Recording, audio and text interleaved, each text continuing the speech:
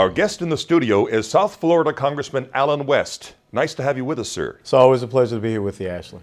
The Department of Homeland Security has just announced leniency for illegal aliens. Those who are not violent criminals will not be deported. Is this a form of amnesty, and is the Obama administration breaking the law by imposing it? Well, it absolutely is a form of amnesty, and it does go against our Constitution. And it very much so concerns me because now we're rewarding people for doing something, an illegal activity, which is being here wrongfully so in the United States of America. And at a time when we're having such an economic crisis, now think about the strain that is going to come on the types of services and things that we have to provide. Just a couple of days ago, I was talking to the hospital administrators and CEOs and doctors here in Broward and Palm Beach County. And we talked about the costs of illegal immigration, what it's having, what it's doing to our emergency rooms and our hospitals. So now the Secretary has just given them a free pass. Will House Republicans call for an investigation on this? Well, I think we need to have an investigation. I think it's sad that this is something that would happen while the House and the Senate are not in session. So it just once again shows that backdoor nature. We see it a lot with the regulatory process that is coming out of the administration, and now we see it as well from the Homeland Security Secretary. Is Obama shredding the Constitution with this? I think he absolutely is. I think he's shredding his responsibilities as the president and his respect and regard of the Constitution.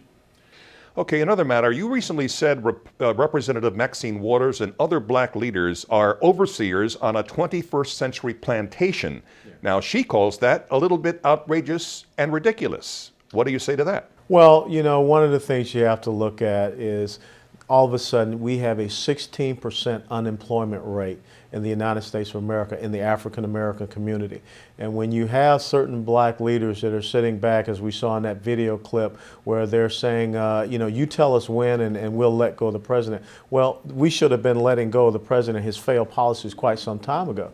And I have to tell you, it's very personal for me because, you know, my young brother is now unemployed. And of course, he went to a job fair up there and met Congresswoman Waters, but unfortunately she used his plight to exploit it for her own gain. You're the only Republican, certainly the only conservative in the Congressional Black Caucus. Have you had much of a role in the group? Well, absolutely. One of the things I think is so important to bring that varying perspective to the Black Caucus. They say that they're the conscience of the Congress. Well, they need to make sure that that conscience is just not on the left side of the brain. It has to also come from the right side of the brain. And the black community has to diversify its political interests in the United States of America, because my comment is that the Democrat Party is just taking the black community for granted.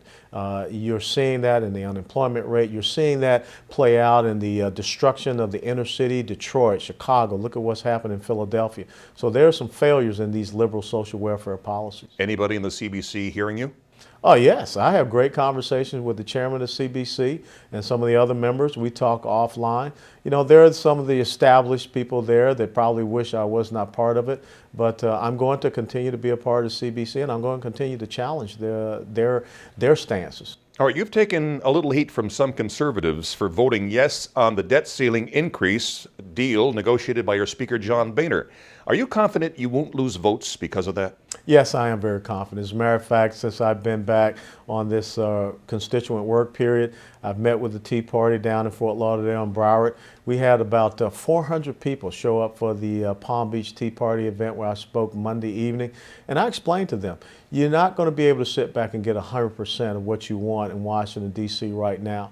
But if you think about the conversation a year ago in Washington, D.C., it was all about a $2 trillion health care law. Now the conversation is about how much more cuts and spending we can have. The conversation is about how we get away from a baseline budget to a zero-based budget. The conversation is about getting a balanced budget amendment down to the states. So I think that we have been able to make some progress, some successes. Now this Joint Commission of Congress is not something that I was warmed over to, and that's why I said it's a 70 to 75% solution with this debt agreement. Is cut, cap, and balance going to come back anytime? I would love to see cut, cap, and balance come back. When you look at the Boehner plan and the final debt agreement, it still maintains the principles of cut, cap, and balance. We don't have as big spending cuts.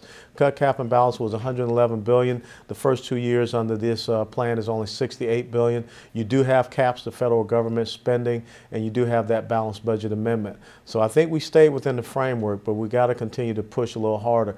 And if we're going to be able to do the big things, we got to be successful in November 2012. Who's mostly at fault for the first U.S. credit rating downgrade in history? Is it the Tea Party downgrade, as Senator Kerry and Obama advisor David Axelrod call it? No, you know, this is the thing. The liberal machine is looking for someone to blame. They were so hoping that they could blame the Republicans. Now they're trying to blame the Tea Party. They're not going to take the responsibility. And it comes back to the president. You know, since the Democrats had control of Congress back in 2007, $8.6 trillion debt, then $10.6 trillion. Now with President Obama, we're talking over $14 trillion, 14.6. His deficits over the past 3 years, $1 trillion plus, and we're talking about a $1.65 trillion deficit this year. They need to accept the responsibility. They need to understand that their centralized socialist type of economic policies, the stimulus, they fail. But yet when you listen to a lot of the left talking points, they say we didn't spend enough and we need another stimulus package. So they're just digging in their heels. They're very reticent, and they are not willing to come forward and understand that their policies have failed. Gasoline prices have soared since Obama took office. They were well under $2 a gallon on the day he was inaugurated. $1.86. And since they've more than doubled. Yeah. Now, your House colleague, Michelle Bachmann, promises $2 a gallon gasoline if she's elected president. Is that doable, and if so, how? Well, I think right now you have several pieces of legislation that's sitting on the desk of Harry Reid that talks about opening up the permits so we can get back to drilling our own resources that we have here, oil. But let's tap into the natural gas. Every single one of our mass transit vehicles in America, buses and trucks, can be on natural gas. We got to develop the coal. We got to develop the nuclear. We have to look into our biofuels. We have to look into our renewables of wind and solar. But when you have this rigid ideology that says we can only be green energy, then you don't have that really diversified energy portfolio. Bill Nelson's Senate seat is up next year. Would you like to be Senator Allen West? Well, right now, as I'm going around, I have the opportunity to talk to some people that are bringing that up as a proposal.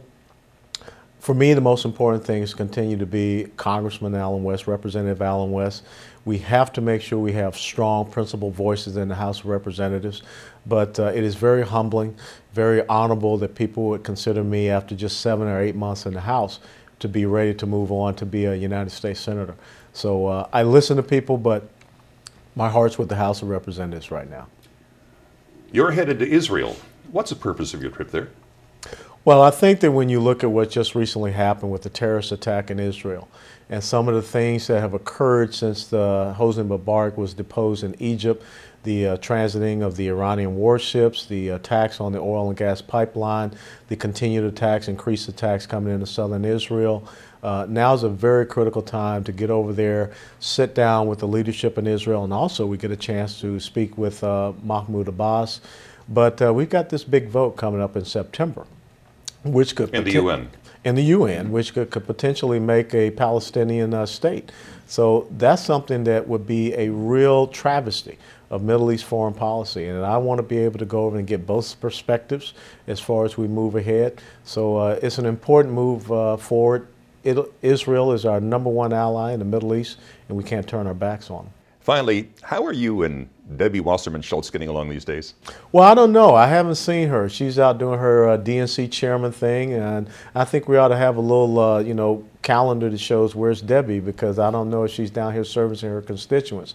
This is the most important thing. I think as conservatives, we have to stand up, and we cannot allow ourselves to continue to be pushed around by the left, which I think you saw that Newsweek cover of Michelle Bachmann. You see some of the things that they continue to say about Herman Cain.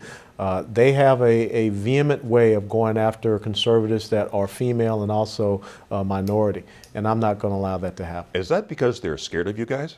They are scared out of their wits, because all of a sudden, if we come along and show that, this thing called conservatism, it really does reach across all aspects and all demographics of the United States of America. And it comes back to what I talked about. If we get more African Americans off of that liberal 21st century plantation to having true economic and individual freedom, which is what we present as conservatives, that is very damning for them. South Florida Congressman Allen West, as always, thank you so much, sir. Thanks for having me, Ashley. And thank you for watching Newsmax TV.